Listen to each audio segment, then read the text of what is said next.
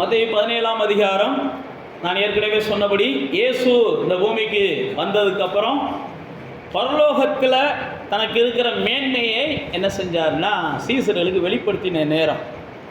பரலோகத்தில் இருக்கிற மேன்மையை ஏன் அவர் அந்த நேரத்தில் வெளிப்படுத்தினார் அப்படின்னா, 16ஆம் அதிகாரத்தில் இயேசு தான் சீசர்கள்ட்ட கேட்பார் தான் யாருன்னு சொல்லி. அப்போ தான் அவங்க சொல்லுவாங்க, நீங்கள் யார்? ஜீவனுள்ள தேவனுடைய குமாரனாகிய கிறிஸ்து. நல்லா தெரிந்து கொள்ளுங்க, இயேசுவை நீங்கள் சரியாக புரிஞ்சுக்கிட்டீங்கன்னா, இயேசுவை குறித்த சத்தியத்தை நீங்கள் சரியாக புரிஞ்சுக்கிட்டீங்கன்னா, பரலோக அனுபவம் என்பது உங்களுக்கு பரிசாக கொடுக்கப்படுகிறது. நீங்கள் இயேசுவை குறித்த குழப்பத்திலேயே இருந்தீங்கன்னா, நல்லா தெரிந்து கொள்ளுங்க, உங்களுக்கு பரலோக அனுபவமும் என்ன செய்யும்? ஒரு நிலையற்றதாகவே இருக்கும். அது உங்களுக்கு கிடைக்கிறதுக்கு அபூர்வமாக இருக்கும். ஏன்னா மனிதனுக்கு பரலோகத்தை அனுபவத்தை கொடுக்கக்கூடிய ஒரே ஒரு வாய்ப்பு இயேசுவை தவிர மனுஷனுக்கு என்ன செய்யாது? கிடையாது. அதான் நமக்கு வேதம் சொல்லி கொடுக்குது. வானத்திலிருந்து இறங்கி வந்தவர் அவர் தான், வானத்துக்கு ஏறி போனவர் அவர் தான். நம்மை வானத்துக்கு கொண்டு போகக்கூடிய அளவுக்கு முழு அதிகாரமும் அவரை தவிர வேறு யாருக்கு என்ன செய்யலை? கொடுக்கப்படலை. அதனால் இயேசு தான் சீசர்களை வந்து பேசுகிறாரு 16ஆம் அதிகாரத்தில். அப்போ பேசும்போது உண்மை இப்படியெல்லாம் பேசுகிறாங்க, உண்மை குறித்து இப்படி சொல்கிறாங்க அப்படி சொல்கிறாங்கன்னு சொல்லியெல்லாம் இயேசுவை குறித்து மற்றவர்கள் சொல்லுகிறத இயேசு ஓடு கூட பகிர்ந்து கொள்ளுவாங்க. அப்போ தான் இயேசு சொல்லுவார், மற்றவர்கள்லாம் ரைட்டு, நீங்கள் என்னை குறித்து என்ன தான் நினச்சிக்கிட்டு என் பின்னாடி வர்றீங்க அப்படின்னு கேட்பார். நீங்கள் நல்லா தெரிந்து கொள்ளுங்க, இயேசுவை நீங்கள் தேவனுடைய குமாரன் அல்லது குமாரனாகிய தேவன், அவர் தான் ஜீவனுள்ள தேவன்ற நிச்சயத்தோடு பின்பற்றினீங்கன்னா உங்களுக்கு பரலோக அனுபவம் என்பது இந்த பூமியிலேயே தேவன் என்ன செய்கிறார்னா வெளிப்படுத்துகிறார். அதில் உங்களுக்கு முரண்பாடுகள் வரும்போது நான் மறுபடியும் சொன்னதை தான் சொல்கிறேன், நீங்கள் பரலோக அனுபவத்தை என்ன செய்ய மாட்டீங்க? சாயலில் கூட பார்க்க மாட்டீங்க. இயேசு இல்லாமல் இயேசு தெளிவாக சொல்லிட்டார், நான் தான் வழி, என்ன இல்லாமல் ஒருவன் என்ன செய்ய முடியாது? பிதாவிடத்தில் வரலாம் முடியாது. இயேசுனுடைய ஸ்ட்ராங்கான ஸ்டேட்மெண்ட். வேறு 100 பாதையெல்லாம் கிடையாது, 150 பாதையெல்லாம் கிடையாது. உலகத்தில் இருக்கிற மற்ற மதங்கள் என்ன வேணாலும் போதிக்கலாம், ஆனால் நமக்கு கிறிஸ்து சொல்லி கொடுத்த ஒரே ஒரு வழி தான், நானே வழி, நான் தான் எல்லாமே முடிச்சிட்டார். அப்போ அந்த தெளிவு இருக்கணும் நமக்கு.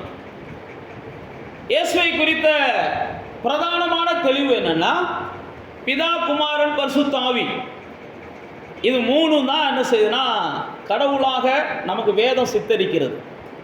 இந்த 3ல் ஒன்றை மறுதளித்தாலும், ஒன்றை பெற்றுக்கொள்ளலைனாலும், ஒன்றை நம்ம அனுபவிக்கலைனாலும் நாம் இன்னும் என்ன செய்யலை? கடவுளுடைய முழுமையை நாம் காணவில்லை என்று அர்த்தம். பிதா மட்டும் இருந்தாலும் பொய்யா போகும், குமாரன் மட்டும் இருந்தாலும் பொய்யா போகும், பரிசுத்தாவியானவர் இல்லைனாலும் பூரணப்படாது. நல்லா தெரிந்து கொள்ளுங்க, பிதாவோட தொடர்பு இருக்குது, குமாரனோட தொடர்பு இருக்குது, எனக்கு பரிசுத்தாவியானவரை குறித்த அபிஷேகமோ அல்லது அந்த வெளிச்சமோ இல்லை அப்படின்னா நீங்கள் இன்னும் பூரணப்படலை கிறிஸ்தவ வாழ்க்கைக்குள்ளே. அதை நோக்கி நீங்கள் நகரணும். பரிசுத்தாவின் அபிஷேகம் எல்லா இயேசுவை ஏற்றுக்கொண்ட பிள்ளைகளுக்கும் தேவனால் அருளப்படுகிற ஈவு. ஆனால் வேதம் சொல்கிறது, வாஞ்சையுள்ளவர்கள், தாகம் உள்ளவர்கள், அதை குறித்த வெளிச்சம் உள்ளவர்களுக்கு தான் அது பெற்றுக்கொள்ளக்கூடிய ஒரு சூழல் அமையும். அப்போ இயேசுவை குறித்து இன்னும் உங்களுக்கு புரிய வேணும் அப்படின்னா, அவர் தான் ஜீவன். கிறிஸ்து இல்லாதவன், வேதம் சொல்கிறது, அவன் யார்? ஜீவன் இல்லாதவன். நம்மளாம் உயிரோடு தான் இருக்கிறோம், அல்லது நம்மளை சுற்றிலும் இருக்கிறவங்களாம் உயிரோடு தான் இருக்கிறாங்க. ஆனால் கிறிஸ்து இல்லை அப்படின்னா அவங்களுக்கு ஏதோ ஒரு வகையில் ஒரு அறிவு குறைவு இருக்கிறது. அவர்கள் அடைய வேண்டிய முழுமையான மனுஷீகத்தை அவர்கள் அடையவில்லை. தெய்வீகத்தை 2வது. கிறிஸ்து இல்லாதவர்கள், கிறிஸ்துவை அறிகிற அறிவு இல்லாதவர்கள், பைபிளில் போட்டிருக்கு, அவர்கள் மிருக குணங்களுக்கு சமம் உள்ளவர்கள் அப்படின்னு பைபிளில் போட்டிருக்கு. அதனால் நீங்களும் நானும் நல்லா தெரிந்து கொள்ளணும், கிறிஸ்துவை அறிந்ததுனால நாம் அவர்களை காட்டிலும் ஒரு ஸ்டெப்பு மேலே இருக்கிறோம். அவங்களோட நம்ம ஒப்பிடவே கூடாது. அவங்க அப்படி பேசுகிறாங்க, நானும் அப்படி பேசுகிறேன்னு சொன்னீங்கன்னா நீங்கள் கிறிஸ்துவை ஓரங்கட்டி வச்சுருக்கீங்கன்னு அர்த்தம். அவங்க அப்படி நடந்துக்கிறாங்க, அதனால் நானும் அப்படி நடந்துக்கிறேன், அவங்க அப்படி செய்கிறாங்க, அதனால் நானும் அப்படி செய்கிறேன்ற வார்த்தை நம்ம வாயிலிருந்து வரக்கூடாது. நாமெல்லாம் கிறிஸ்துவை தரித்தவர்கள், இந்த உலகத்தின் ஜனங்களை காட்டிலும், கிறிஸ்துவை ஏற்றுக்கொள்ளாதவர்களை காட்டிலும் ஒரு வெளிச்சத்தை பெற்ற மேலான மக்கள். அதனால் நீங்களும் நானும் சிறந்தவர்கள் என்ற எண்ணம் நமக்குள்ளே இருக்கணும். பவுல் சொல்கிறான் பாருங்க, எல்லாவற்றையும் அனுபவிக்க எனக்கு என்ன செய்யுது, எல்லாத்தையும் போல் ஆசை இருக்குது, எல்லாத்தையும் அனுபவிக்கணும்னு அதிகாரமும் எனக்கு இருக்குது. பவுல் அழகாக சொல்கிறான், எல்லாத்தையும் அனுபவிக்கணும்னு அதிகாரம் எனக்கு இருக்குது, எனக்கு ஆசை இருக்குது. ஆனால் எல்லாம் எனக்கு என்ன செய்யாது, தகுதியாக இருக்காது. நான் மேலாயிட்டேன், இந்த உலகத்தாரை போல இல்லை, நான் புதுசாக என்ன செஞ்சுருக்கேன், மறுபடியும் பிறந்திருக்கிறேன். அப்போ கிறிஸ்துவை உடையவர்களுக்குள்ள அந்த எண்ணம் இருக்கணும்.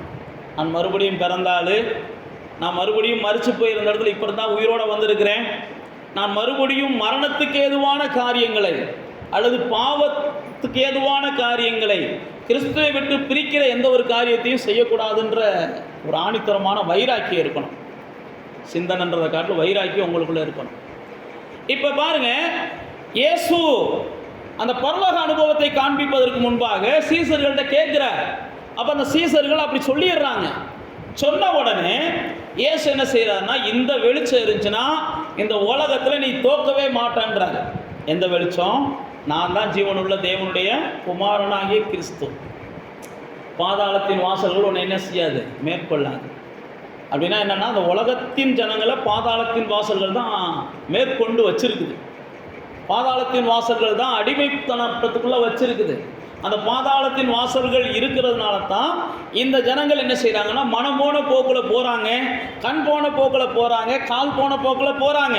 நீங்களும் நானும் அப்படிலாம் போகக்கூடாது. நம்ம மனசும் பைபிளில் எபேசியரில் பவுல் சொல்கிறாரு, அப்படி தான் ஒரு காலத்தில் இருந்துச்சு, அதனால தான் நம்ம செத்து போயிட்டோம்ன்றாரு. மனசும் மாம்சமும் விரும்பினவைகளை செய்ததுனால தான் நாம் ஆவியிலே செத்து போயிட்டோம். அதனால தான் தேவனுடைய கோபாக்கினே நம்ம மேலே வர வேண்டிய இருந்துச்சு. அப்படின்னா என்னென்னா, செத்து போன எல்லா பொருட்களையும் நம்ம எப்படி தீ வச்சு கொடுத்துறோமோ அதே மாதிரி தான் கிறிஸ்துவை உண்மையாக புரிந்து கொள்ளாதவங்க யாரும் இன்னும் ஜீவனை பெறாதவர்களாக இருக்கிறாங்க. கிறிஸ்துவை புரிந்து கொண்டவர்களால் இந்த உலகத்தில் எல்லாவற்றையும் என்ன செய்ய முடியும், ஜெயிக்க முடியும். அதான் இயேசு சொல்லும்போது சொல்கிறாரு, என்னை விசுவாசிங்கன்னா நீங்கள் என்ன செய்யலாம், ஜெயிக்கலாம். இந்த உலகத்தில் என்னால் ஜெயிக்க முடியாது, என்னால் அடக்க முடியாது, என்னால் கண்ட்ரோல் பண்ண முடியாது, என்னை மீறிடுது அப்படின்னு நீங்கள் சொல்லிக்கிட்டே இருந்தீங்கன்னா மறுபடியும் மறுபடியும் நீங்கள் பிசாசுக்கு என்ன செய்கிறீங்க, ஒரு வாய்ப்பை கொடுத்துக்கிட்டே இருக்கீங்கன்னு அர்த்தம். இல்லை, என்னால் முடியும், நான் ஜெயிப்பேன், நான் வாழ்ந்து காட்டுவேன், இந்த இடத்துல நான் என்ன செய்வேன், அடக்கி காமிப்பேன் சுபாவங்களை, அல்லது இந்த இடத்துல நான் தாழ்ந்து போய் என்ன செய்வேன், ஏதோ ஒன்று உங்களுக்கு தான் தெரியும். நான் மறுபடியும் சொல்லுகிறேன், கிறிஸ்துவை உடையவர்களை இந்த பாதாளத்தின் வாசல்கள் என்ன செய்யாது, மேற்கொள்ளாது. பாவம் உங்களை என்ன செய்யாது, மேற்கொள்ளாதுன்னு ரோமருக்கு பவுல் சொல்கிறார். நீங்கள் கிருபைக்கு கீழ்பட்டிருக்கிறதுனால பாவம் உங்களை என்ன செய்யாதான், மேற்கொள்ளாதான். அப்போ நானும் நீங்களும் தேவன் நம்ம மேல் வைத்த கிருபையை கொஞ்சம் யோசிச்சு பார்த்தோம்னாலே நல்லா தெரிந்து கொள்ளுங்க, பாவம் செய்யணுன்ற எண்ணம் நமக்குள்ள என்ன செய்யாது, வராது. நமக்கு மறுவாழ்வு கிருபையால் கிடைக்கிறது. அந்த கிருபையால் கிடைக்கிற மறுவாழ்வை நீங்கள் தக்க வைக்கணும் அப்படின்னா உங்களுடைய கிரியை என்ன செய்யணும், தேவனுக்கு ஏற்றதாக மாறணும். தேவனுக்கு ஏற்றதாக உங்களுடைய கிரியை மாறலை அப்படின்னா நீங்கள் கிருபையாய் பெற்ற வாழ்வை நீங்களே என்ன செய்கிறீங்க, தண்ணி ஊற்றாமல் கொண்டு போடுறீங்கன்னு அர்த்தம். ஒரு செடியை வாங்கிட்டு வந்து தண்ணி ஊற்றாமல் கொள்வது மாதிரி நீங்கள் உங்களுடைய கிரியைகளை கிருபை வந்ததற்கு அப்புறமோ நீங்கள் மனம் திரும்பினதுக்கு அப்புறமோ உங்களுடைய வாழ்க்கையில் பல மாற்றங்களை நீங்கள் கொண்டு வரலை அப்படின்னா தேவன் கொடுத்த கிருபையை நீங்கள் என்ன செஞ்சிடுறீங்க, கொஞ்சம் கொஞ்சமாக இழக்க ஆரம்பிச்சிடுறீங்க. அதில் ஒரு உதாரணம் தான் சவுல் இருக்கிறாரு, அதில் ஒரு உதாரணம் தான் யூதாஸ் காரியத்து இருக்கிறாரு, அதில் ஒரு உதாரணமாக நம்ம எத்தனையோ பைபிளில் இருக்கிறாங்க. ஏசாவை குறித்து போட்டிருக்குது, அதே மாதிரி ரூபனை குறித்து போட்டிருக்கு. இவங்கெல்லாம் உதாரணங்களுக்கு எதுக்கு, கிருபையை அசட்டை பண்ணவங்க. சவுல் கழுதையை தேடி போனார். கழுதையை தேடி போனவரை கர்த்தர் என்ன செஞ்சார், ராஜாவாக வைக்கிறதுக்கு திட்டம் போட்டார். அப்போ சவுல் சொல்கிறாரு, ஐயோ என் குடும்பம் என் கோத்திரம் நாங்கள் ராஜாவாகிற அளவுக்குலாம் ஒன்றுக்கும் தகுதி இல்லாத ஆளுங்க, என்னை ஆளை விட்டுருங்கன்னு பைபிளில் போட்டிருக்கு. போய் ஓடி ஒளிந்தான்னு போட்டிருக்குது. சாமுவேலுக்கு தேவன் சொல்கிறாரு, அவன் அங்கே போய் ஒளிஞ்சிருக்கான், அவனை தூக்கிட்டு வந்து அவனையே உட்கார வையின்றாரு. அந்த உட்கார வைத்த சவுல் கொஞ்ச நாள் கழித்து பார்த்தா பைபிளில் போட்டிருக்குது, அவன் தேவன் எதை செய்யக்கூடாதுன்னு சொன்னாரோ அதை அவன் செய்ய ஆரம்பிச்சிடறான். உடனே தேவன் என்ன செய்கிறாருன்னா அவன் மேலே இருக்கிற கிருபை விலகி போகிறதாக வேதத்தில் காமிக்குது. அதுக்கப்புறம் அவனுடைய முடிவெல்லாம் பார்த்தீங்கன்னா கிருபை இழந்தவர்களுடைய முடிவு உண்மைக்கு என்ன செய்யும், பரிதாபமாக இருக்கும். ஆரம்பம் இன்னைக்கு அநேகருக்கு என்ன செய்யுதுன்னா, கிருபை இருக்கிறது மாதிரி இருக்கும். ஆரம்பத்தை வச்சு எந்த மனுஷனுடைய கிருபையும் நம்ம நிதானிக்க முடியாது. ஆரம்பத்தில் இந்த மனுஷனுடைய கிருபை பெருசு, அந்த மனுஷனுடைய கிருபை பெருசுன்னு எல்லாரும் நம்பி மோசம் போகிறாங்க. ஆனால் முடிவு தான் ஒரு மனுஷனுக்கு என்ன செய்யுது. நான் பவுல் சொல்றாங்க, ஓட்டத்தை முடித்தேன், எனக்காக நீதியின் கிரீடம் என்ன செய்யுது, வைக்கப்பட்டிருக்கிறது. முடிவு பரியந்தம் நிலை நிற்பவனே ரட்சிக்கப்படுவான்னு இயேசு சொல்கிறார். அதனால் நாம் யாரையும் நியாயம் தீர்க்கலை, நம்ம யாரையும் குற்றப்படுத்தலை. ஆனால் நீங்களும் நானும் ஒன்றை புரிந்து கொள்ளணும்.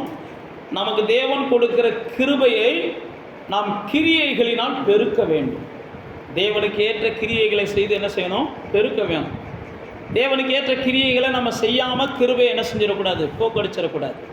இந்த பாதாளத்தின் வாசல்கள் யாரை மேற்கொள்ளாது, பாவம் யாரை மேற்கொள்ளாது. அதைத்தான் நான் உங்களுக்கு சொன்னேன், கிருபைக்கு கீழ்பட்டிருக்கவங்களை மட்டும்தான் மேற்கொள்ளாது. எனக்கு கிருபை வேணும், நான் கிருபையை பாதுகாத்து கொள்ள விரும்புகிறேன், நான் தேவனிடத்தில் பெற்ற கிருபையை வளர்த்து கொள்ள விரும்புகிறேன், தேவனிடத்தில் பெற்ற கிருபைக்கு நான் உண்மையாக இருக்க விரும்புகிறேன்றவங்கள உண்மைக்கு பாதாளத்தின் வாசல்களோ பாவங்களோ என்ன செய்யாது, மேற்கொள்ளாது. கிருபையை அசட்டை பண்ணுறவங்களோ அதெல்லாம் என்ன செய்யும், ஈஸியாக முழுங்கிரும், விழுங்கிரும். புரிஞ்சா சோத்திரம். நீங்கள் பார்க்குறத பார்த்தா புரியுதா? அடுத்த கட்டத்துக்கு வருவோம். இப்போ பரலோகத்தின் அனுபவம் உங்களுக்கு வேணும் அப்படின்னா பாதாளத்தின் வாசல்கள் உங்களை என்ன செய்யக்கூடாது, மேற்கொள்ளக்கூடாது. இப்போ இயேசு இந்த இடத்துல சீசர்கள் தன்னை குறித்து அறிந்ததுனால சொல்கிறார். அடுத்து இயேசு என்ன செய்கிறார்னா, தன்னுடைய மரணத்தை குறித்து 16ஆம் அதிகாரத்தில் சீசர்கள்ட்ட பேசுவார், தன் மரணத்தை குறித்து பேசுவார். அப்போ மரணத்தை குறித்து பேசினோடனே சீசர்கள் இருதயம்லாம் ஒரு மாதிரி ஆயிரும், டிஸ்டர்ப் ஆகிடுவாங்க. அதனால தான் 14ஆம் அதிகாரம் யோவானுக்கு வரும்போது சொல்கிறார், உங்கள் இருதயம் என்ன செய்ய வேண்டாம், கலங்க வேண்டாம். ஏன்னா மரணத்தை குறித்து பேசணுன்னே அவங்க டிஸ்டர்ப் ஆகிடுறாங்க. ஆனால் இயேசுடைய நோக்கம் என்னது, மரணத்துக்காகத்தான் வந்திருக்கிறார். அவர் மரிச்சா தான் அடுத்து ஒரு மனுஷனும் மறிக்க மாட்டேன் அப்படின்ற பிரமாணத்தை உருவாக்க முடியும். புரியுதா உங்களுக்கு?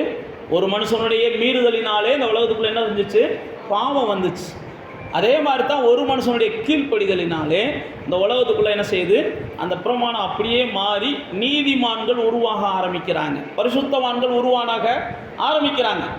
நான் மறுபடியும் உங்களுக்கு ஞாபகம் ஊட்டுகிறேன், நம்முடைய கிரியைகள் நம்மளை நீதிமான்களாக மாற்றலை. அவருடைய யார், இயேசு கிறிஸ்துவின் ரத்தம் நம்மளை நீதிமான்களாக என்ன செஞ்சிருக்கு, மாற்றி வச்சிருக்கிறதுனால நம்ம நீதிமான்களாக வாழ வேண்டியது நம்முடைய கட்டாயம். அதை நீங்கள் புரிஞ்சுக்கிறோம். நம்ம நீதிமான்களாக உயர்த்தப்பட்டுட்டோம், அதனால நம்ம நீதிமான்களாக கண்டிப்பாக என்ன செஞ்சாகணும், வாழ்ந்தே ஆகணும். இன்னைக்கு நம்ம சிஎம்மாக அவரை உட்கார வச்சுட்டோம்.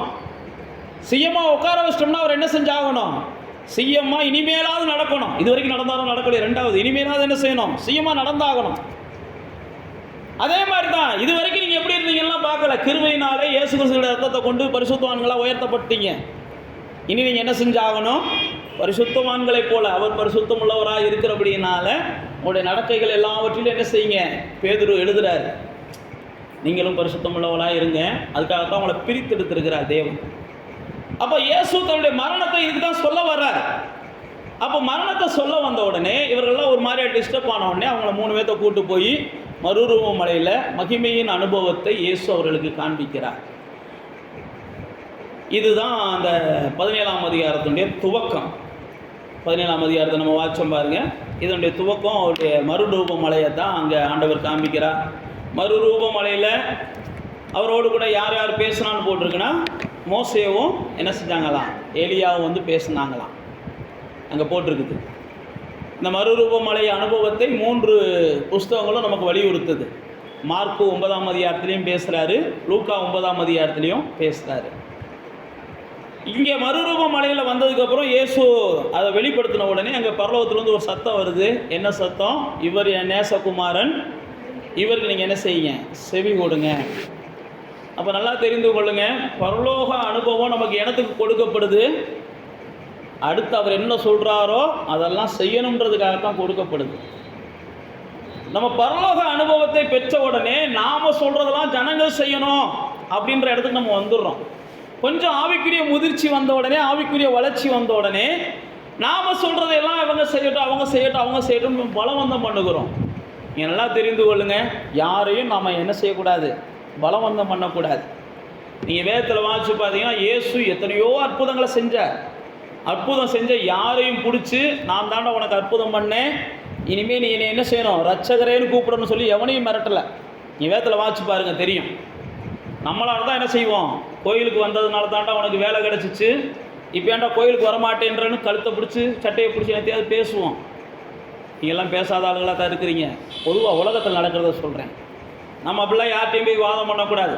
சர்ச்சுக்கு வந்த அதனால தான் உனக்கு அது நடந்துச்சு, இயேசுவை தேடினா அதனால தான் இது கொடுத்தாரு அது கொடுத்தாரு, நீ ஏன்டா இப்போ இயேசுவை தேட மாட்டேன்றீங்களாம் வாதம் பண்ணக்கூடாது. புரியுதா? இயேசு அப்படிலாம் செய்யலை. 5000 பேருக்கு சாப்பாடை கொடுத்தாரு. சாப்பாடை கொடுத்து முடிச்ச உடனே இங்கே வர, இனிமேல் நான் தான் உங்களுக்கெல்லாம் மேசியா.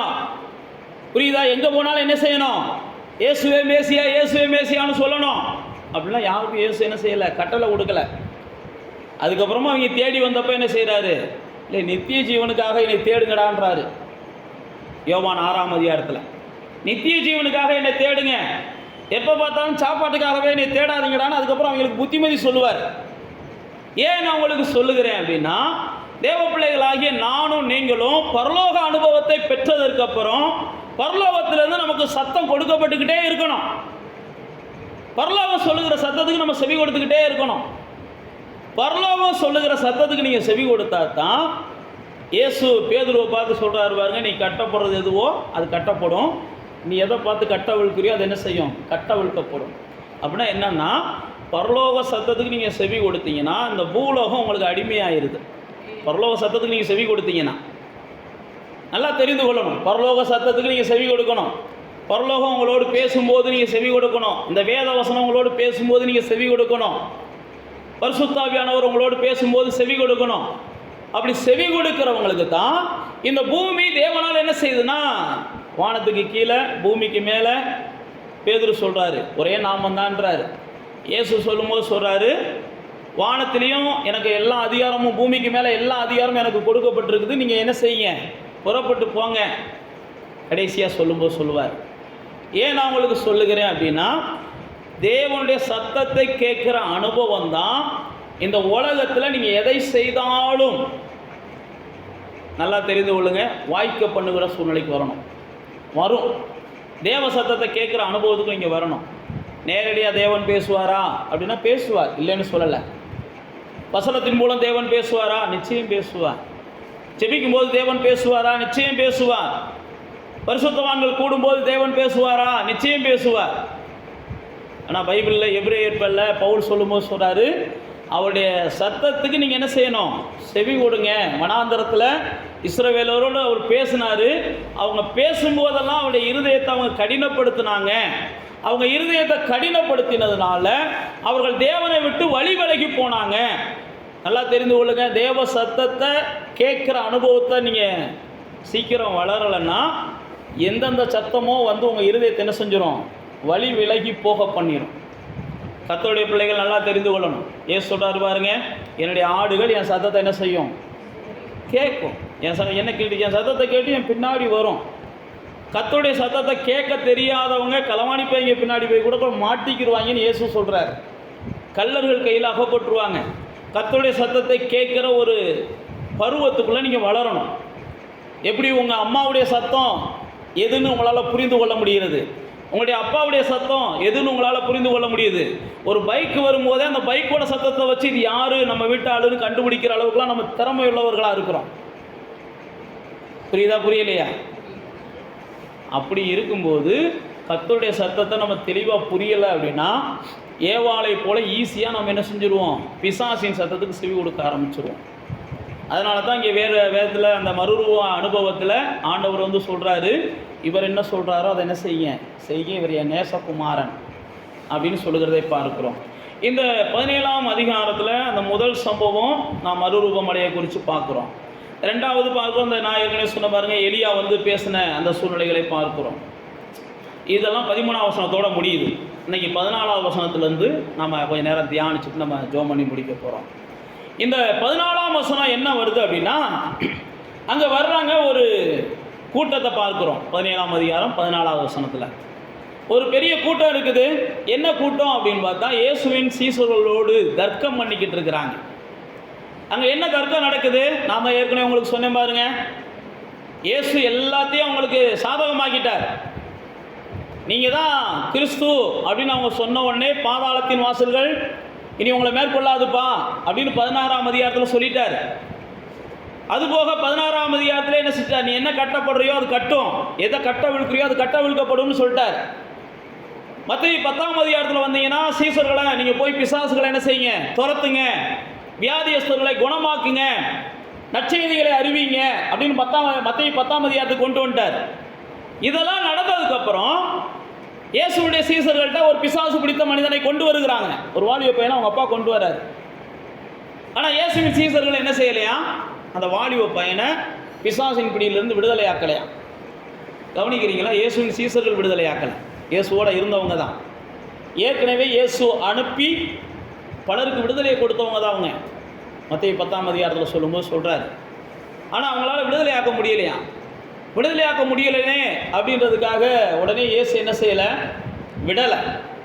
நல்லா தெரிந்து கொள்ளுங்க, நாம் உருவாகலைன்றதுக்காக ஆண்டவர் இவன் உருவாக மாட்டேன் அப்படின்லாம் என்ன செய்ய மாட்டார், நம்மளை ஒதுக்க மாட்டார்.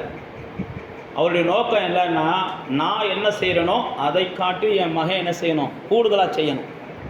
நீங்கள் நல்லா தெரிந்து கொள்ளுங்க, இயேசுவே சொன்ன வார்த்தை தான், என்னை விசுவாசிக்கிறவன் என்னிலே என்ன செய்வான், அதிகமானதை செய்ய முடியும், பெரிய காரியத்தை செய்ய முடியும். இயேசு எந்த மனுஷனையுமே தான் செஞ்சதை காட்டிலும் பெருசாக செய்யணும்னு சொல்லித்தான் அவர் விரும்புகிறார். ஆனால் நாம் என்ன நினச்சிடறோம் அப்படின்னா, பக்கத்து வீட்டுக்காரனை காட்டிலும் நம்ம பணக்காரனாக மாறணுன்ற அந்த மைண்ட் செட்டு தான் கிறிஸ்தவத்துடைய நோக்கம்னே நம்ம வந்துடுறோம். பணக்காரனாக மாறுங்க, தப்பு கிடையாது. பதவிக்கு போங்க, தப்பு கிடையாது. அதெல்லாம் எந்த இடத்துக்கு வேணாலும் போங்க, அதெல்லாம் ஒன்றுமே தப்பு கிடையாது. நம்முடைய கிறிஸ்தவம்னாலே அதுதான் அப்படின்னு இன்றைக்கி போதிக்கப்படுகிறது.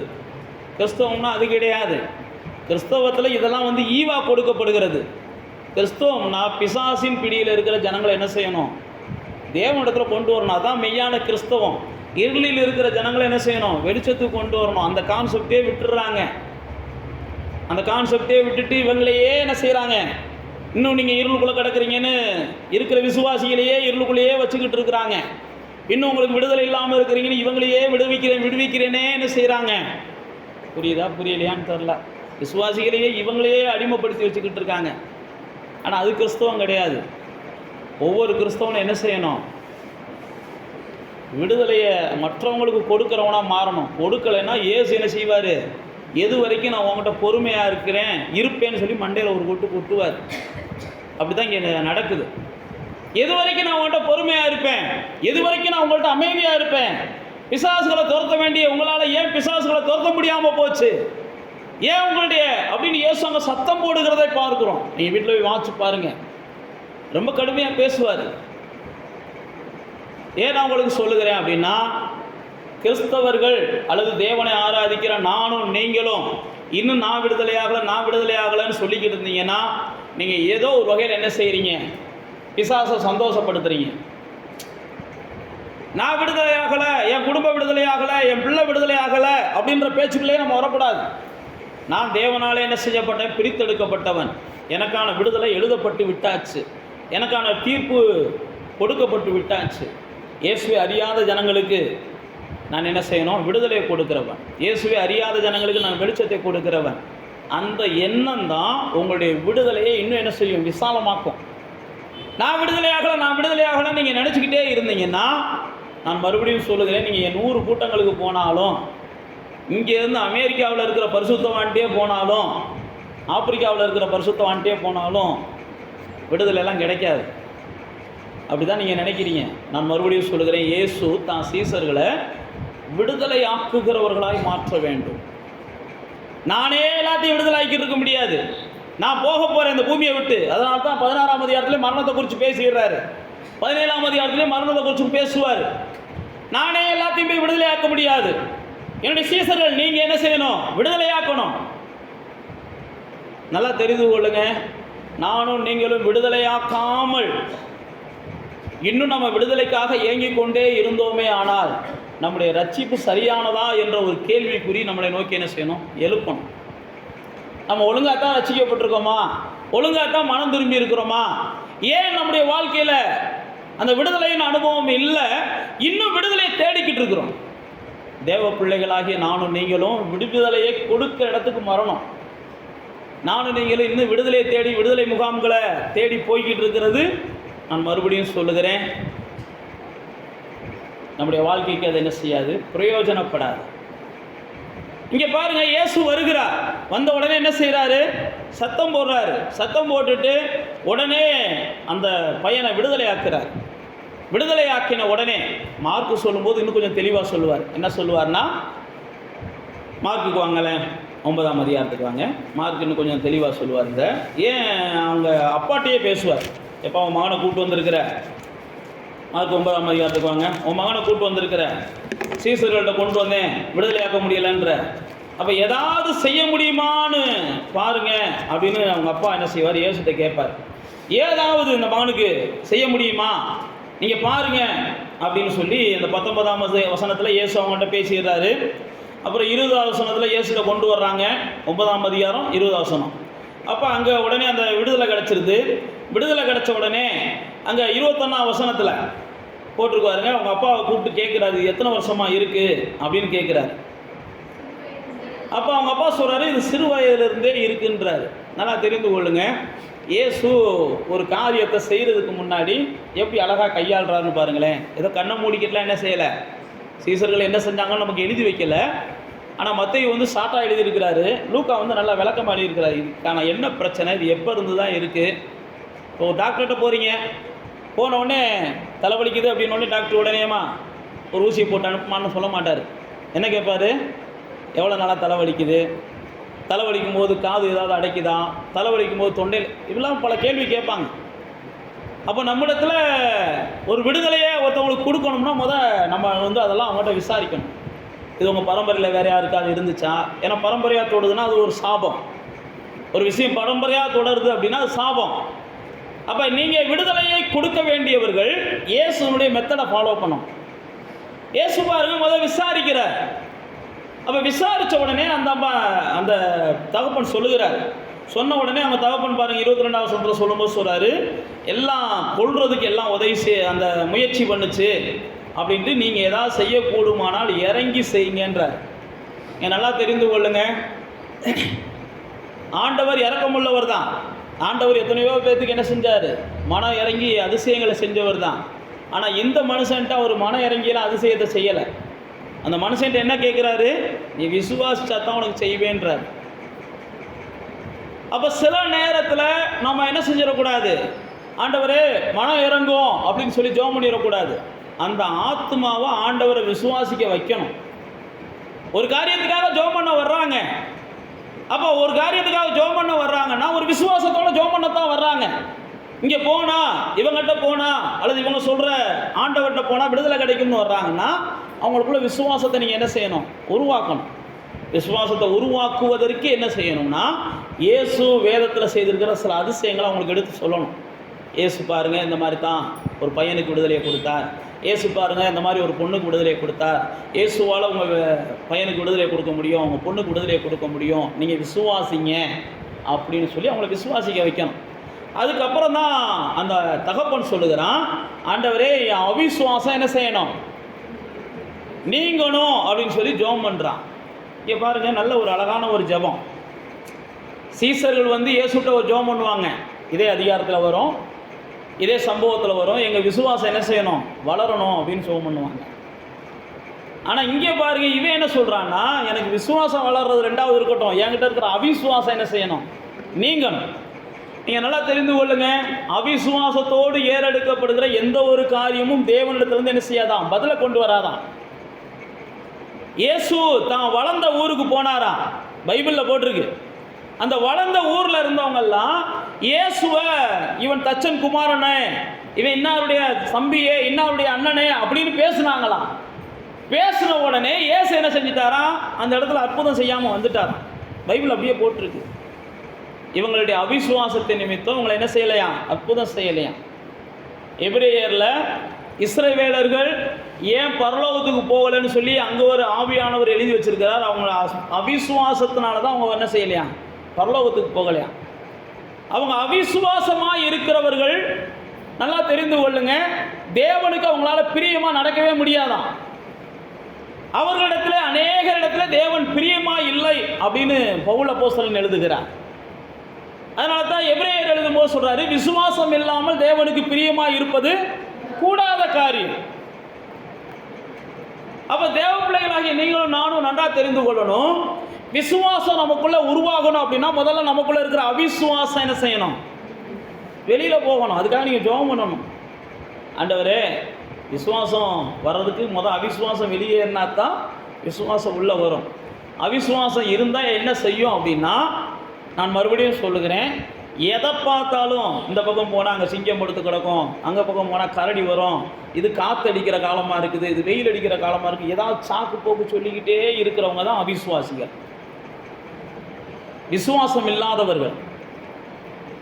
விசுவாசம் உள்ளவர்கள் என்ன செய்வாங்க அப்படின்னா, கர்த்தர் பார்த்து கொள்ளுவார். பார்த்தீங்கன்னா பேதுரு என்ன செய்கிறாரு, கடல் மேலே நடக்க ஆரம்பிச்சிடுவார். கடல் மேலே நடக்க ஆரம்பித்தோடனே இயேசு பேதுரு வர்றாருன்னு சந்தோஷம்தான் படுவார். இயேசு பேதுரு நடந்துட்டானே அப்படிலாம் இயேசு என்ன செய்ய மாட்டார், வருத்தப்பட மாட்டார். ஆனால் பேதுரு கொஞ்ச நேரத்தில் என்ன செஞ்சிருவார், முங்கிடுவார். பைபிளில் போட்டுருக்கு, பேதுருவை பார்த்து அவர் சொல்லுவார், நீ ஏன் சந்தேகப்பட்டன்னு கேட்பார். நல்லா தெரிந்து கொள்ளுங்க, நல்லா போய்கிட்டு இருக்கிற வாழ்க்கை திடீர்னு முங்குதுன்னா ஏதோ ஒரு வயல் நீங்கள் என்ன செஞ்சிருக்கிறீங்க, அவிசுவாசப்படுறீங்கன்னு அர்த்தம். நல்லா போய்கிட்டு இருக்கிற வாழ்க்கையில் அப்போ உங்களுடைய அவிசுவாசம் நீங்க வேண்டும். அதான் இயேசு அங்கே சொல்லுகிறதை பார்க்கிறோம். அப்போ அவிசுவாசம் நீங்கின உடனே ஒரு பெரிய அற்புதத்தை அங்கே ஆண்டவர் என்ன செய்கிறார், அந்த பிசாசு முழுவதுமாக வெளியேறி விடுகிறது. அப்புறம் தான் சீசர்கள் வந்து என்ன செய்கிறாங்க, இயேசுகிட்ட கேட்குறாங்க 28ஆம் வசனத்தில், எதில், மார்க்கில் 9ஆம் அதிகாரத்தில், ஏன் எங்களால் கூடாமல் போச்சுன்னு கேட்குறாங்க. உடனே இயேசு என்ன செய்கிறாரு, ஏலே வாசிங்க. ம் ம் ம் ம்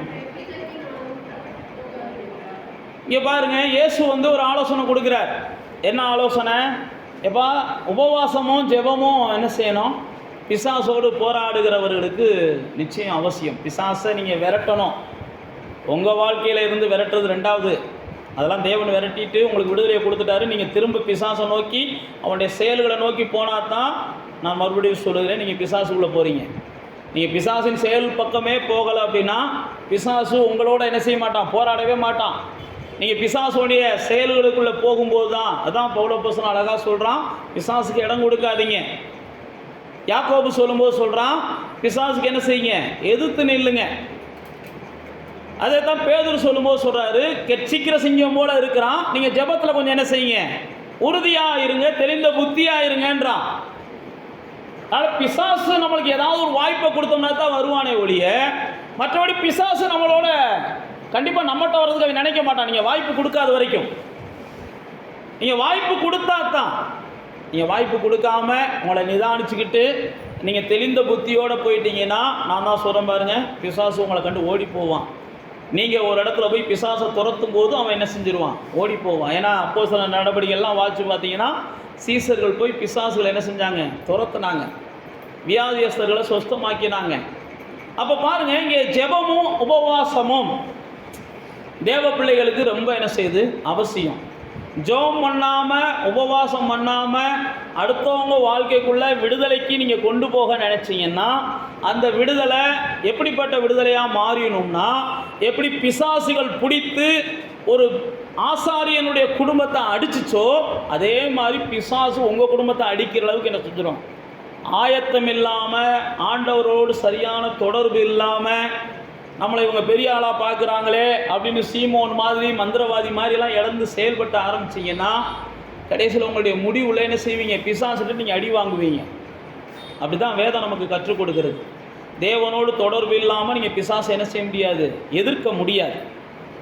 தேவனோடு சரியான ஐக்கியம் இல்லாமல், சரியாக ஜெபம் பண்ணாமல், கொஞ்சம் உபவாசம் இருந்து ஜெபம் பண்ணாமல், நல்லா தெரிந்து கொள்ளுங்க, ஜெபம் இல்லாத வாழ்க்கை என்றைக்குமே உங்களுக்கு ஜெயத்தை கொடுக்காது. ஜெபம் இல்லை அப்படின்னா நீங்கள் ஜெயத்தை எதிர்பார்த்தீங்கன்னா நீங்கள் கண்டிப்பாக ஏமாற்றத்தை காண்பீர்கள். ஜெபிக்காதவங்க நீங்கள் ஜெயம் பெற முடியாது.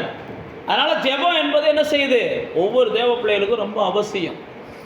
இங்கே லூக்கா இதே சம்பவத்தை என்ன செய்கிறாருன்னா தன்னுடைய 9ஆம் அதிகாரத்துக்கு சொல்ல வருகிறார். அதுக்கு வாங்க, லூக்காவும் 9ஆம் அதிகாரத்தில் இதே சம்பவத்தை சொல்ல வருகிறார்.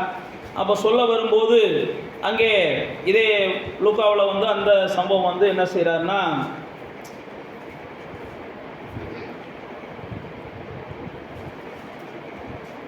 ஒன்பதாம் அதிகாரம் முதல் 6 வசனங்கள்லேயே இயேசு வந்து அவர்களை துரத்த அனுப்புகிறார்.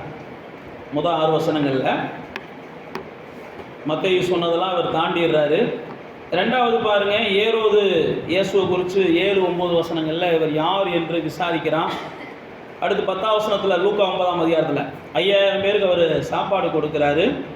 18ஆம் வசனத்தில் பேதுரு வந்து என்ன செய்கிறாரு, இவர் தான் கிறிஸ்து அப்படின்ற அந்த இது வருது. அதுக்கப்புறம் பார்த்தீங்கன்னா இயேசு 21ஆம் வசனத்தில் என்ன செய்கிறாரு, அந்த மரண அறிவிப்பை கொடுத்துட்டு நீங்கள் எல்லாம் சிலுவையை சுமங்க அப்படின்ற இடத்துக்கு இயேசு அடுத்து வந்துடுறார். இதெல்லாம் நம்ம லூக்காவின் புஸ்தகத்தில் பார்க்குறோம். 37லேருந்து 43 வரைக்கும் என்ன செய்யுது, இந்த சம்பவம் வருது. இப்போ நம்ம வாசிக்கிற இந்த சம்பவம். இதில் என்ன ஒரு ஆச்சரியம் அப்படின்னா, இதே அதிகாரத்தில் மார்க்கு வந்து என்ன செய்வார்னா, இயேசுவை விசுவாசிக்காத ஒரு கூட்டம் பிசாசை துரத்துச்சுன்னு சொல்லி சொல்கிறார். இதே அதிகாரத்தில் 9ஆம் அதிகாரத்தில் மார்க்கு சொல்கிறார், இயேசுவை என்ன செய்யாத கூட்டம், பின்பற்றாத கூட்டம். இயேசுவை பின்பற்றாத கூட்டம் பிசாசை துரத்துச்சான். ஆனால் இயேசுவின் சீடர்கள் என்ன செய்ய முடியலையா? இயேசுவின் சீடர்கள் என்ன செய்யலையா சொல்லுங்க? பிசாசை துரத்த முடியலையா? ஆனால் இயேசுவை பின்பற்றாத ஒரு கூட்டம் பிசாசை துரத்துச்சான். அப்போ இயேசுகிட்ட வந்து இவங்க கம்ப்ளைண்ட் பண்ணுவாங்க. அப்போ தான் இயேசு என்ன செய்வார், அவன் என்றைக்குமே நம்ம கூட இருக்கிறான்பா. அதுக்கப்புறம் பார்த்தீங்கன்னா இதே சம்பவத்தில் நீங்கள் வாசித்து பார்த்தீங்கன்னா, ஏற்றுக்கொள்ளாத ஜனங்களை லூக்காவுக்கு வாங்க, அந்த 9ஆம் அதிகாரத்தில் 51ஆம் வசனத்தில் போட்டிருக்கு, ஏற்றுக்கொள்ளாத ஜனங்கள் மேலே அக்கினி இறக்கணும். எதை ஏற்றுக்கொள்ளாத? இயேசுவை ஏற்றுக்கொள்ளாத ஜனங்கள் மேலே அப்படின்னு சீசர்கள் இயேசுகிட்ட பேசுவாங்க. அப்போ தான் இயேசு என்ன செய்வார், நீங்கள் என்ன ஆவி உள்ளவர்கள் என்பதை கொஞ்சம் நிதானிச்சு பாருங்கம்பார். அப்போ தேவ பிள்ளைகளே, சில நேரத்தில் நானும் நீங்களும் அதிசயத்தை பெற்ற ஜனங்கள் ஆண்டவரிடத்தில் வரணும் அப்படின்னா, வரலை அப்படின்னா சபிக்கக்கூடாது. சபிச்சிங்க அப்படின்னா நீங்கள் சரியாக இருதயத்தை, ஆண்டவருடைய இருதயத்தை சரியாக என்ன செய்யலை, புரியலைன்னு அர்த்தம். ஏற்றுக்கொண்டாலும் சபிக்கக்கூடாது, ஏற்றுக்கொள்ளலைனாலும் விட்டுறணும். ஏன்னா நீங்கள் எல்லாம் ஆசீர்வதிக்கும்படிக்கே அழைக்கப்பட்டவர்கள் நமக்கு வேதம் சொல்லுது. நாம் செய்ய வேண்டியது, இயேசுடைய சீசர்களுக்கு இயேசு சொல்லிக்கிறார், அப்பிரயோஜனமான ஊழியர்கள் நாங்கள் செய்ய வேண்டியது நாங்கள் என்ன செஞ்சுருக்கிறோம், அவ்வளோதான். அதுக்கு அடுத்த கட்டத்துக்கு நம்ம போகவே கூடாது. அதே நேரத்தில் இயேசுகிட்ட வந்து இந்த பிசாசுகளை ஏன் துரத்த முடியலைன்னு உடனே அப்போ இயேசு என்ன செய்கிறாரு, மத்தேயு 17ஆம் அதிகாரத்துக்கு வந்தீங்கன்னா, உங்கள்கிட்ட என்ன செய்யற, விசுவாசம் இல்லைப்பா அப்படின்றார். உடனே அவிசுவாசத்தினால தான் துரத்த முடியலை அப்படின்றார். துரத்த முடியலைன்னு உடனே அப்போ அவங்க என்ன செய்கிறாங்க, எங்களுக்குள்ள விசுவாசம் வளரணும் அப்படின்னு கேட்பாங்க. அப்போ தான் இயேசு சொல்வார், கடுகளவு விசுவாசம் இருந்தாலே நீங்கள் மலையை என்ன செய்யலாம், நகர்த்தலாம், மலையை நகர்த்தலாம், மரத்தை நகர்த்தலாம். நீங்கள் எல்லாம் தெரிந்து கொள்ளுங்க, எந்த சாக்கு போக்குகளையும் இயேசு என்ன செய்யறதில்லை, ஏற்றுக்கொள்கிறதில்லை. பாஸ்ட் ஏற்றுக்கொள்ளலாம், எந்த சாக்கு போக்கையும் பாஸ்ட் ஏற்றுக்கொள்ளலாம். பாஸ்ட் மனுஷன்தான், பாஸ்ட் முகத்தாட்சினையும் பார்க்கலாம். ஆனால் கர்த்தர் எந்த சாக்கு போக்கையும் என்ன செய்ய மாட்டார், ஏற்றுக்கொள்ள மாட்டார். அதனால தான் சீசர்கள் என்ன செஞ்சாங்கன்னா, எங்களால் ஏன் கூடலை அப்படின்னு உடனே இயேசு சொல்கிறாரு, இப்படி சொல்கிறாரு. அப்போ அவங்க என்ன செய்கிறாங்க, எங்கள் விசுவாசம் வளரணும் அப்படின்றாங்க. உடனே ஏன் சொல்கிறாரு, உன் விசுவாசம்லாம் வளர தேவையில்லை, உங்ககிட்ட இருக்கிற விசுவாசம் கடுகளவு இருந்துச்சுனாலே போதும், உன்னால் மழை என்ன செய்ய முடியும், இருக்கிற விசுவாசத்தை செயல்படுத்தாம. அப்படிதான் இயேசு சொல்கிறாரு, இருக்கிற விசுவாசத்தை செயல்படுத்தாம என்கிட்ட விசுவாசம் இன்னும் வளரணும் வளரணும் வளரணும் அப்படின்னு சொல்லி என்ன செய்யாத, உன்னையே ஏமாற்றிக்கிட்டு இருக்காத, என்னை ஏமாற்ற ட்ரை பண்ணாத அப்படின்னு சொல்லி இயேசு சீசர்களோடு பேசுவார். அப்போ தேவ பிள்ளைகளே, சில நேரத்தில் நம்ம மூலமாக சில அதிசயங்கள் நடக்கலன்னு உடனே நாம் தாழ்வு எண்ணங்களுக்கு போயிடக்கூடாது. நாம் கீழான எண்ணங்களுக்குள்ள நம்ம வந்து என்ன செஞ்சிடக்கூடாது, நம்மளை குற்றப்படுத்துகிற சிந்தனைகளுக்குள்ளே போயிடக்கூடாது. இயேசு மறுபடியும் நான் உங்களுக்கு சொல்லுகிறேன், எந்த மனுஷனையும் தேறினவனா நிறுத்தணும். அதுதான் அவருடைய நோக்கம். எந்த மனுஷனையும் தேறினவனா நிறுத்தணும். படிக்க தெரியாதவனா பரவாயில்ல, எழுத தெரியாதவனா பரவாயில்லை, பேச தெரியாதவனா பரவாயில்லை, நடக்க தெரியாதவனா பரவாயில்லை, நிற்க தெரியாதவனா பரவாயில்லை, என்ன பின்பற்றுகிறான் இவனை தேறினவனா என்ன செய்யணும், நிறுத்தணும். இவனை இந்த சமுதாயத்தில் வாழ வச்சு காமிக்கணும். இவனுக்கு இந்த சமுதாயத்தில் ஒரு அந்தஸ்தை நான் கொடுக்கணும், இவன் மூலமாக பரலோகத்தின் வல்லமையை நான் என்ன செய்யணும், வெளிப்படுத்தணும். ஏன்னா இயேசுவின் சீசர்கள் எல்லாம் அப்போஸ்தலர் நடவடிக்கைகளில் வந்தீங்கன்னா இவங்க கல்வி அறிவு இல்லாதவர்கள், இவர்கள் பேதமை உள்ளவர்கள் அப்படின்லாம் ஆலோசனை சங்கத்தில் இருந்த தலைவர்கள் பேசினதா வேதத்தில் எழுதப்பட்டிருக்குது. ஆனால் இயேசு பாருங்க, எந்த மனுஷனுடைய நீ ஏன்டா பயன்படலை அதுக்கு காரணம் சில நேரத்தில் சொல்லுவாங்க, நான் ஜெபம் பண்ண முடியாமல் போகிறதுக்கு காரணமே இவ தான் பாஸ்டர் அல்லது இவன் தான் பாஸ்டர், இவன் அந்த மாதிரி சூழ்நிலைகள்லாம் பாஸ்டர்கிட்ட சொல்லலாம், ஏற்றுக்குருவார். நான் பைபிள் வாசிக்க முடியாமல் போனதுக்கு காரணமே இதுதான், நான் சுவிசேஷம் சொல்ல முடியாமல் போகிறதுக்கு காரணமே இதுதான். நான் மறுபடியும் சொல்லுகிறேன், சாக்கு போக்கு சொல்லுகிற யாரையும் கர்த்தர் ஆதரிக்கிறதே இல்லை.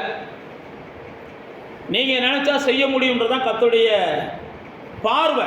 அதை நீங்கள் முதல் புரிஞ்சுக்கிறணும். என்னால் முடியலை அதுக்கு காரணம் அவங்க, அது காரணம் இவங்கன்னு நீங்கள் சொன்னீங்கனாலே, நான் மறுபடியும் சொல்லுகிறேன், நீங்கள் சாகுறது வரைக்கும் எதையுமே செய்ய மாட்டீங்க, கர்த்தருக்கும் பயன்பட மாட்டீங்க, உங்கள் வாழ்க்கையை நீங்கள் சந்தோஷமாக வச்சுக்கிற மாட்டீங்க. சாக்கு போக்கு சொல்லக்கூடாது. யாரையும் என் வாழ்க்கை நல்லா இல்லாததுக்கு காரணம் இவங்க தான், நான் என் வாழ்க்கையில் வளராததுக்கு காரணம் அவங்க தான் அப்படின்ற கருத்துக்குள்ளே நீங்கள் போயிட்டீங்கனாலே, நான் மறுபடியும் சொல்கிறேன், நீங்கள் கரை சேரவே மாட்டீங்க. அந்த கருத்துக்குள்ளேயே போகக்கூடாது. என்னை பலப்படுத்துகிற கிறிஸ்து இது வரைக்கும் என்னை செய்ய வச்சிருக்கிறார், எனக்கு உதவி செய்த தேவன் இது வரைக்கும் என்னை வாழ வச்சிருக்கிறார், நான் செய்வேன், நான் அவருடைய துணையினால் செய்வேன், அவருடைய பலத்தினால் செய்வேன். இப்படி தான் நம்ம பார்க்கணும். இயேசுடைய சீசர்கள் இயேசுவிடத்தில் தர்க்கம்லாம் பண்ணலை பாருங்க. இயேசுவும் சீசர்களும் பேசிக்கிறாங்க. இப்போ நம்ம சபையும் பாஸ்டரும் பேசிக்கிறோம்னு வச்சுக்கிடுவோம். பாஸ்டர் என்னால் ஏன் இது முடியலைன்னு நீங்கள் என்கிட்ட கேட்குறீங்க, அப்போ நான் என்ன செய்கிறேன், எப்போ உங்களால் முடியாதுக்கு தான் காரணம்னு சொல்கிறேன். இல்லை பாஸ்டர் அப்படிலாம் சொல்லாதீங்க பாஸ்டர், நீங்கள் சொன்னீங்கன்னா நான் உண்மையான பாஸ்டராக இருந்தால் வாயை பொத்திக்கிறோம். நானும் இல்லை அப்படின்னு உங்கள்கிட்ட வாதம் பண்ண ஆரம்பிச்சிட்டேன்னா நல்லா தெரிஞ்சுக்கோங்க, நான் மாம்சத்தில் இருக்கேன்னு நீங்கள் புரிஞ்சுக்கிறணும். வாக்குவாதம் வந்துட்டாலே என்ன செஞ்சுக்கிறணும், வாயை பொத்திக்கிறணும். ஏசுகிட்ட அப்படிலாம் சீசர்கள் வாக்குவாதம் பண்ணலை. ஐயோ அப்படியா ஆண்டவரே, நாங்கள் எப்படியாவது என்ன செய்யணும், ஜெயிக்கணும், எங்களுக்கு உதவி செய்யுங்க, நாங்கள் பிசாசை துரத்தணும், எங்களுக்கு உதவி செய்யுங்க, நாங்கள் சீசர்களால் வாழ்ந்து காமிக்கணும், உதவி செய்யுங்க. அப்போ தான் இயேசு என்ன செய்கிறார், மறுபடியும் அவர்களை பலப்படுத்துகிறார். நீங்கள் மத்தேயுட்ட வந்தீங்கன்னா இந்த சம்பவங்கள்லாம் முடிஞ்சிருது. இது முடிஞ்ச உடனே அந்த 17ஆம் அதிகாரத்தில் வரி கேட்குறவர்கள் வரி கேட்க வர்றாங்க. யார்கிட்ட, பேதுருட்ட கேட்க வருவாங்க. அப்போ பேதுருட்ட வரி கேட்ட உடனே பேதுரு வீட்டுக்குள்ளே வருவார். வீட்டுக்குள்ளே வந்த உடனே இயேசு என்ன செய்வார், பேதுருவை பார்த்து என்ன காரணத்துக்காக தான் நான் உங்களுக்கு சொன்ன பாருங்கள், நம்முடைய தேவன் நம்ம வாயிலேருந்து ஒன்று சொல்கிறதுக்கு முன்னாடியே நமக்கு இன்னது தேவைன்னு அறிஞ்சிருக்கிறத. நம்ம பேசுனா தான் அவருக்கு தெரியும்லாம் கிடையாது, நம்ம பேசுகிறதுக்கு முன்னாடியே அவருக்கு எல்லாம் தெரியும். நாமே சில நேரத்தில் சில காரியங்களை ஆண்டவர்கிட்ட கேட்கலைன்னா கூட அந்த நேரம் வரும்போது நமக்காக அவர் செய்கிறாரு. அதெல்லாம் எத்தனை பேர் நீங்கள் உணர்ந்துருக்கீங்கன்னு தெரியலை. நாம் ஜெபிக்காத எத்தனையோ காரியங்களை கூட கர்த்தர் நம்ம வாழ்க்கையில் என்ன செஞ்சுருப்பார், தந்திருப்பார், நமக்கு செஞ்சு கொடுத்துருந்துருப்பார். எத்தனையோ இடங்களில் நாம் ஜெபிக்காத எத்தனையோ விஷயங்கள் தேவனிடத்துல நமக்கு கிடைக்கும். ஏன் நான் உங்களுக்கு சொல்ல வரேன்னா, எப்பயுமே தேவ பிள்ளைகளாகிய நானும் நீங்களும் ஒரு காரியத்தை ஜெபம் பண்ண, அதாவது ஜெபம் பண்ண ஞாபகம் இருக்குது, ஆனால் ஜெபம் பண்ணாமல் போகிறோம்னா அதுக்கு பேர் துணிகரம். எனக்கு ஜெபம் பண்ண ஞாபகம் இல்லை, நான் பாட்டுக்கு அவசரத்தில் வந்துட்டேன்னா அந்த நேரத்தில் அவருடைய இறக்கம் நம்ம மேலே என்ன செய்யும், பரிபூர்ணமாக வெளியப்படும். அதெல்லாம் நீங்கள் உங்கள் வாழ்க்கையில் உணரலாம். இப்போ பேதுரு உள்ள நுழைஞ்ச உடனே இயேசு என்ன செய்கிறாரு, பிரச்சனையை புரிஞ்சுக்கிட்டார். நல்லா தெரிந்து கொள்ளுங்க, நீங்கள் இயேசுடைய சமூகத்துக்கு வரும்போதே உங்களுடைய பிரச்சனையை அவர் ஒருத்தர் தான் என்ன செய்கிறாரு, புரிஞ்சுக்கிறார். நீங்கள் எல்லாம் அவருக்கு புரிய வைக்கணுன்றது ரெண்டாவது. நீங்கள் உள்ளே வரும்போதே தேவ சமூகத்தை நோக்கி வரும்போது, இயேசுவே தேவனே அப்படின்னு நீங்கள் கண்ணை மூடிட்டு வரும்போதே உங்களுடைய சகல பிரச்சனையுமே அவர் புரிஞ்சுக்கிறார். புரிஞ்சுக்கிட்டு அடுத்த நிமிஷமே அவர் தீர்வும் கொடுக்குறார். கவனிச்சிங்கன்னா தீர்வை கவனிப்பீங்க. இல்லைன்னா நான் மறுபடியும் சொல்லுகிறேன், நீங்களாம் நேர கணக்கில் பேசிட்டு உங்கள் எனர்ஜியெல்லாம் வேஸ்ட் பண்ணிவிட்டு இயேசுவே அப்படின்னு கொஞ்சம் நேரம் உட்காந்து பார்த்தீங்கனாலே நீங்கள் என்ன குழப்பத்தில் உட்காந்துருக்கிறீங்களோ அந்த குழப்பத்துக்கான தீர்வை உங்கள் உள்ளத்துக்குள்ளே ஆண்டவர் என்ன செய்வார், கண்டிப்பாக கொடுப்பார். பேதுரு வந்த உடனே பேதுருட்ட ஆண்டவர் என்ன செய்கிறார், பேசுகிறார். இந்த மாதிரி போடா, ஒரு மீன் என்ன செய்யி குடி. நான் மறுபடியும் அதுதான் சொல்கிறேன், ஆண்டவருடைய சத்தத்தை கேட்டுட்டா அடுத்த நிமிஷமே சந்தேகப்படாமல் போகணும். சத்தத்தை கேட்டுட்டு 100 வாட்டி சந்தேகப்பட்டுக்கிட்டே இருக்கக்கூடாது. பேதுருட்ட ஆண்டவர் என்ன சொல்கிறாரு, போய் ஒரு மீனை பிடிம்பார். இதெல்லாம் 17ஆம் அதிகாரத்தில் தான் இருக்குது, மத்தேயு 17ஆம் அதிகாரம். அப்போ போய் அவர் என்ன செய்வார்? ஒரு மீனை பிடிப்பார். அப்போ இயேசு சொல்வார், அந்த மீனுக்குள்ளே இருக்கிற பணத்தை வச்சு என்ன செய்யி 2 பேர்த்துக்கும் போய் வரியை கட்டி இருப்பார். ஏன் நான் உங்களுக்கு சொல்லுகிறேன் அப்படின்னா, பேதுரு படகை வச்சு மீன் பிடிச்சாரு. அப்போ ஆண்டவர்கிட்ட போய் அவன் சொல்லியிருந்தான்னு வச்சுக்கோங்களேன், ஆண்டவரை முத நீங்கள் சந்திக்கிறப்ப படகை வச்சு நான் மீன் பிடிச்சேன், ஒரு மீன் கூட என்ன செய்யலை, எனக்கு பிடிக்க தெரியல. இன்றைக்கி நீங்கள் என்ன செய்கிறீங்க? தூண்டியை வச்சு மீன் பிடின்றீங்க. பிரச்சனை முத்தி போயிருக்கு. சில நேரத்தில் பிரச்சனை முத்தும் போது, அதான் நான் உங்களுக்கு சொல்கிறேன் பாருங்க, ஆண்டவர் என்ன சின்ன ஆலோசனை கொடுப்பார். நமக்கு என்ன தோணும் அப்படின்னா, பிரச்சனை பெருசு தலைவரே, நீங்கள் கொடுக்குற ஆலோசனை சின்னது, இதெல்லாம் செட் ஆகாத தலைவரே அப்படின்னு நமக்கு சொல்ல தோணும். ஆனால் ஆண்டவர் என்ன செய்வார்னா, இல்லைடா இதை நீ செஞ்சேனாத்தேன் பெரிய பிரச்சனை என்ன செய்யும், சுக்குநூறாக உடஞ்சி போகும் அப்படின்பார். சில நேரத்தில் நம்முடைய மூளை என்ன செய்யணும், ஆண்டவருடைய சத்தத்துக்கு செவி கொடுக்கணும். நாம் என்ன செய்கிறோம், நம்ம சத்தத்துக்கு அவர் செவி கொடுக்கணும். நான் சொல்கிறது நீங்கள் கேளுங்க, அவனை பற்றி உங்களுக்கு என்ன தெரியும், எழுந்ததை பற்றி உங்களுக்கு என்ன தெரியும் அப்படின்ற அளவுக்கு போயிடுவோம். நாகமானை குறித்து நம்ம படிச்சிருக்கோம் பாருங்கள். நாகமான் பெரிய பராக்கிரமசாலி. எலிசா என்ன செய்வார், அதில் போய் முங்கி எதிர்த்து போப்பாம்பார். உடனே நாகமான் என்ன செய்வான், இதில் முங்குறதுக்கு ஏன் ஊரில் இதை காட்டணும், சூப்பர் தண்ணியெல்லாம் இருக்குது, நதியெல்லாம் இருக்குது, என்ன கேனே நினச்சியா அப்படின்ட்டுவான் எலிசாவினுடைய வார்த்தையை கேட்டுட்டு. அப்போ தான் வேலைக்காரன் சொல்லுவான், தலைவரை ஒரு வாட்டி முங்கிட்டு போயிடுவோம், நமக்கு சுகமாகணும். நான் மறுபடியும் சொல்லுகிறேன், தேவன் நீங்கள் எதிர்பார்க்குற மாதிரி பெரிய பெரிய பிரச்சனைக்கு பெரிய பெரிய வழியெல்லாம் திறக்க மாட்டார். பெரிய பெரிய பிரச்சனைக்கு அவருடைய பார்வையில் என்ன செய்யும், உங்கள் பார்வையில் தான் அது பெரிய பிரச்சனை, அவருடைய பார்வையில் அது என்னது சின்ன, இதுக்கெல்லாம் ஒரு சின்ன இது சின்னது போதும். அவர் சத்தத்தை கேட்டீங்கன்னு வைங்களேன், இனிமையாகவும் இருக்கும், லகுவாகவும் இருக்கும். உங்கள் வாழ்க்கையில் நீங்கள் எதிர்பார்க்குறதை காட்டிலும் ஒரு முடிவு என்ன செய்யும், மேன்மையாக இருக்கும். இப்படி தான் பேதுரு தன் அனுபவத்தை சார்ந்து கொள்ளலை. ஏன் அப்படின்னா, இயேசு தான் சீசர்களுக்கு மறுபடியும் நிரூபிக்கிறார். விசுவாசம் இருந்துச்சுன்னா நீ மலையை மட்டும் இல்லை, விசுவாசம் இருந்துச்சுன்னா நீ மரத்தை மட்டும் இல்லை, விசுவாசம் இருந்துச்சுன்னா நீ பிசாசம் மட்டும் இல்லை, விசுவாசம் இருந்துச்சுன்னா நோயை மட்டும் இல்லை, உங்ககிட்ட இருக்கிற ஒத்த வருமானத்தை வச்சு நீ என்ன செய்ய முடியும், மொத்த குடும்பத்தையும் காப்பாற்ற முடியும். நீ பெரிய படகுல சம்பாதிச்சாதான் அப்படின்னு கிடையாது, நீ சைக்கிளில் போய் சம்பாதிச்சாலும் உன் சந்ததிக்கு வாழ்கிறதுக்கு தேவையான பரலோகத்திலேருந்து தேவன் உனக்கு என்ன செய்வார். நம்ம நினைக்கிறதெல்லாம் அப்படி தான் நினைக்கிறோம். நான் மறுபடியும் சொல்ல வர இதுதான், ஆண்டவர் தன்னுடைய சீசர்களுக்கு விசுவாசத்தை அந்த இடத்துல செய்கிறார், கற்றுக் கொடுக்கிறார், பயிற்சி கொடுக்கிறார், விசுவாசத்தை வைத்து அவர்களை வாழ வைக்கிறார். நீங்களும் நானும் இந்த மத்தேயு 17ஆம் அதிகாரத்தில் தியானித்த இந்த காரியங்களை நீங்கள் மனசில் வச்சுக்கிற வேண்டிய ஒரே ஒரு காரியம், பரலோக அனுபவம் நமக்கு வேணும் அப்படின்னா இயேசுவை பற்றிய புரிதல் நமக்கு என்ன செய்யணும், தெளிவாக இருக்கணும்.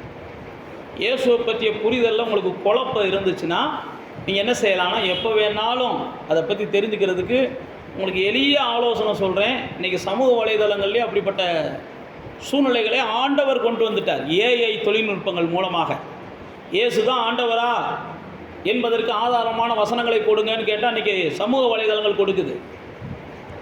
ரொம்ப எல்லாம் நீங்கள் குழப்ப வேண்டாம். ஒருவேளை உங்கள்கிட்ட ஒரு யெகோவாவின் சாட்சிக்காரர்கள் வந்துடுறாங்க, யெகோவாவின் சாட்சிகள் இயேசு இல்லைன்னு உங்கள்கிட்ட பேசிக்கிட்டு இருக்கிறாங்க. அந்த ஏஐ தொழில்நுட்பங்கள் மூலமாக இயேசு இல்லைன்னு பேசுகிற யெகோவாவின் சாட்சிகளுக்கு நான் திரும்ப பேசுவதற்கு ஏற்ற வசனம் எனக்கு தேவை, நீங்கள் கொடுத்து பாருங்கள். யெகோவாவின் சாட்சிகளுக்கு நீங்கள் ஓட விட்டுறலாம். இப்படி எல்லாத்துக்குமே நான் உங்களுக்கு சொல்கிறேன். இன்றைக்கெல்லாம் ஆண்டவர் நீங்கள் ஜெயிக்கணுன்றதுக்காக எல்லாத்தையும் லகுவாக்குறார். நீங்கள் ஜெயிக்கணுன்றதுக்காக எல்லா நேரம் பாஸ்டையே தேடிக்கிட்டு இருக்கக்கூடாது. நீங்கள் என்ன செய்யணும், ஒரு தலைவனாய் மாறி அநேகருக்கு வெளிச்சம் கொடுக்கணும். நீங்கள் ஒரு தலைவனாய் மாறி வழிகாட்டணும். அதுக்காகத்தான் எல்லாத்தையும் லகுவாக்குகிறார். காலங்கள் ரொம்ப கடைசி காலம். இனி ஒரு பாஸ்டரை வச்செல்லாம் அந்த ஊரை திருத்த முடியாது. வருகிற ஒவ்வொருவரையும் ஆண்டவர் என்ன செஞ்சாகணும், பாஸ்டராக மாற்றி ஆகணும், போதகர்களாக மாற்றி ஆகணும், லீடர்ஸாக மாற்றி ஆகணும்.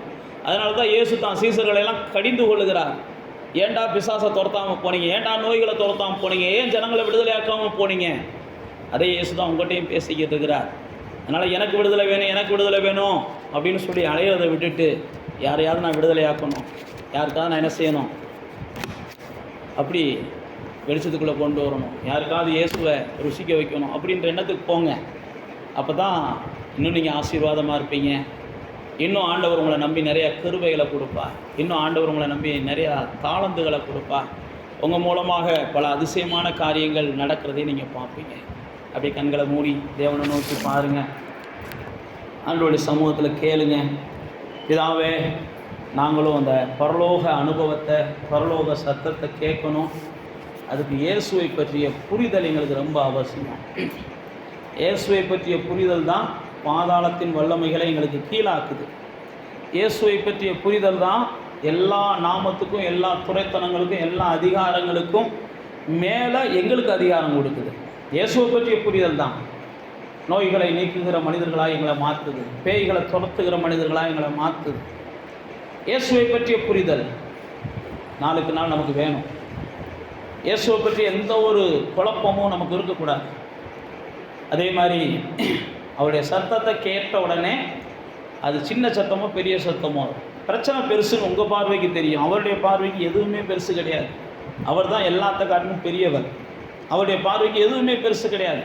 அவர் என்ன சொல்கிறாரோ அதை செய்யுங்க. மரியாள் சொல்கிறாங்க பாருங்கள், அவர் உங்களுக்கு என்ன சொல்கிறாரோ அதை செய்யுங்க. தண்ணியை மோந்து ஊற்ற சொல்கிறாரா, ஊற்றுங்க. அதே தண்ணியை திரும்ப போய் ரசமாகிடுச்சு போய் மோந்து ஊற்றுங்கன்னு சொல்கிறாரா, ஊற்றுங்க. பெருசு பெருசாலாம் எதிர்பார்த்துக்கிட்டு சோர்வடையாதீங்க. உலகத்தாரை போல் நீங்கள் என்ன செய்யாதீங்க, உங்களையே வருத்தி கொள்வதற்கு நினைக்காதீங்க. தேவ பிள்ளைகள் நீங்கள் பரலோக சத்தத்தை கேளுங்க. அடுத்து நான் உங்களுக்கு சொன்னேன், ஆண்டவர் உங்கள்கிட்ட இருக்கிற விசுவாசத்தை கொண்டு உங்களை அடுத்தவங்களுக்கு பயன்படுத்துகிறாரு. நான் அடுத்தவங்களுக்கு பயன்படணும் அப்படின்னா எனக்கு இன்னும் விசுவாசம் வேணும், இன்னும் விசுவாசம் வேணும்னு சொல்லி உங்களையே நீங்கள் என்ன செய்யாதீங்க, தேவன் பயன்படுத்துவதற்கு தடை செய்யாதீங்க. அதே மாதிரி ஒரு தோல்வி வரலாம். எடுத்த உடனே நம்ம எல்லாவற்றிலையும் வெற்றியை பார்க்க போகிறதில்ல. ஒரு குழந்தை நடக்க ஆரம்பித்த உடனே விழுகத்தான் செய்யும், தவக்க ஆரம்பித்த உடனே விழுகத்தான் செய்யும், சைக்கிள் ஓட்ட ஆரம்பித்த உடனே விழுகத்தான் செய்யும். சின்ன சின்ன காரியங்கள் நமக்கு ஒரு தோல்வி வரலாம். ஆனால் நமக்கு ஒரு புரிதல் வேணும். நம்முடைய தோல்வி தேவன் நம்மளை இன்னும் என்ன செய்கிறார், அந்த இடத்துல வெற்றி பெறுவதற்கு பலப்படுத்துகிறதற்கு காரணமாக அமையும். அது தோல்வி கிடையாது. நீங்கள் தோற்று போன அதே இடத்துல இயேசு வந்து அந்த சீசர்களுக்கு ஒரு பெரிய வெற்றியை கொடுத்தாரு.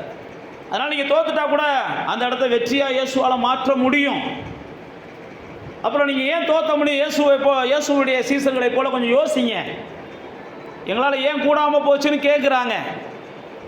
அப்போ இயேசு என்ன செய்கிறாரு, உங்களால் கூடாமல் போனதுக்கு காரணம் உங்கள்கிட்ட இருக்கிற விசுவாசம் உங்களுக்கு புரியலை, உங்கள்கிட்ட இருக்கிற பலன் உங்களுக்கு புரியலை, உங்களுக்குள்ளே நான் வாழுகிறது உங்களுக்கு புரியலை, உங்களுக்குள்ளே இருக்கிற வல்லமை உங்களுக்கு புரியலை. அப்போ அவங்க என்ன செய்கிறாங்க, மறுபடியும் ஆண்டவர்கிட்ட பேசும்போது எங்களுக்கு வல்லமை வேணும், விசுவாசம் வேணும்ன்றாங்க. இருக்கிறது போதும்டா, கிளம்புங்கடா அப்படின்னு சொல்லித்தான் மீனை பிடிக்க பேதுருவை அனுப்புகிறார். விசுவாசத்தோடு போய் ஒரு பெரிய மீனை பிடிக்கிறார். ஆண்டவர் எந்த மனுஷன்ட்டையும் அவர் உங்களை விட்டு கொடுக்கலாம் விரும்புறதில்லை. நீங்கள் எந்த தோல்வியை பார்த்தாலும், நீங்கள் எவ்வளவு சொதப்பினாலும், அல்லது எவ்வளவு முறை நீங்கள் விழுந்து எந்திரிச்சாலும் உங்களை நிறுத்துகிறது வரைக்கும் அவர் அயர்வதில்லை. அவர் உங்களை விடுகிறதே இல்லை. பேதுருவை குறித்து பார்க்குறோம். பேதுரு எத்தனையோ முறை தடுமாறுனா, எத்தனையோ முறை நிற்க முடியாமல் தடுமாறுனா. இயேசு வாழ்ந்த நாட்களில் பேதுரு எத்தனையோ தோல்விகளை பார்த்தான்.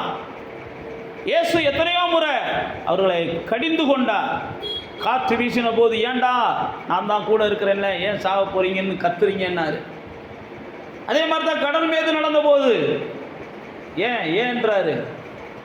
ஆனால் இயேசு அவர்களை பலப்படுத்தினார் ஆவியானவரின் துணையோடு. அதுக்கப்புறம் பார்த்தா இயேசுடைய நாமத்தை கொண்டு முடவர்களை நடக்க பண்ணினார்கள். இவர்கள் நிழல் கொண்டு அநேக சுஸ்தமானார்கள்.